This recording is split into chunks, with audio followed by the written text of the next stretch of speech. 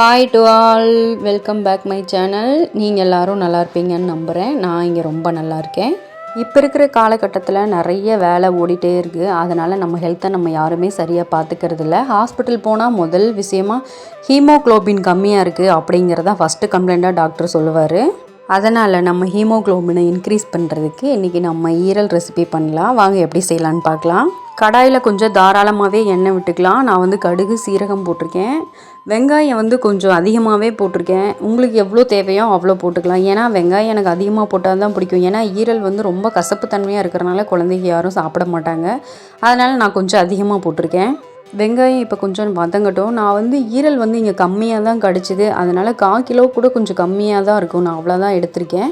உங்களுக்கு நிறையா கிடச்சிதுன்னா கூட நீங்கள் நிறையா பண்ணலாம். ஆட்டு ஈரல் கிடைக்கிறது கொஞ்சம் ரேர் தான். நாளே சொல்லி வச்சு வாங்கினா மட்டும்தான் காலையில் கிடைக்கும். இல்லைன்னா யாராவது வாங்கிடுவாங்க.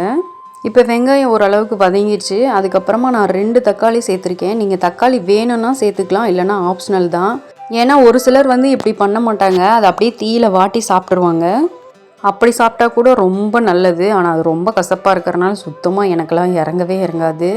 இப்போ தக்காளி ஓரளவுக்கு நல்லா வதங்கிடுச்சு. இது கூட இஞ்சி பூண்டு பேஸ்ட்டு மட்டும் 1 ஸ்பூன் சேர்த்துருக்கேன். இப்போ நல்லா அந்த பச்சை வாசனை போனதுக்கப்புறமா அந்த ஈரலை நம்ம கூட சேர்த்துக்கலாம். தண்ணி எதுவும் சேர்த்துக்க வேணாம். ஏன்னா ஈரல்லையே தண்ணி விட்டு வரும். அதனால் அந்த தண்ணியே அதுக்கு போதுமானதாக இருக்கும். இது லோ ஃப்ளேமில் ஒரு 10 நிமிஷம் நல்லா வேகட்டும். இது டெய்லியெல்லாம் சாப்பிட முடியாது. வீக்லி ஒன்ஸ் மட்டும் சாப்பிட்டு பாருங்கள். கிட்டத்தட்ட ஒரு 2 மாதத்துலேயே உங்களுக்கு நல்ல ரிசல்ட் தெரியும். ஹீமோக்ளோபின் லெவல் ரொம்ப சீக்கிரமாகவே இன்க்ரீஸ் ஆயிரும். இது நான் எனக்கு தேவையான மாதிரி லைட்டாக தான் மசாலாலாம் சேர்த்துருக்கேன். நீங்கள் உங்களுக்கு அதிகமாக தேவை அப்படின்னா நிறைய சேர்த்துக்கோங்க. ஏன்னா மிளகு பவுட்ரு மட்டும்தான் அதிகமாக போட்டிருக்கேன். ஏன்னா குழந்தைகள்லாம் சாப்பிடுவாங்க.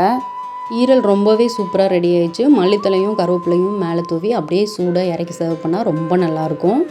ஈரலை தனியாகவும் சாப்பிட்லாம், சூடாக சாப்பாடோடையும் சேர்த்து சாப்பிட்லாம். ரொம்பவே நல்லாயிருக்கும். நான் சாப்பாடோடு தான் சேர்த்து சாப்பிடுவேன். நீங்களும் வீட்டில் செஞ்சு கொடுங்க குழந்தைகளுக்கு. எப்படி வந்திருக்குன்னு பார்த்துட்டு கமெண்ட்டில் சொல்லுங்கள். ஓகே, பாய்.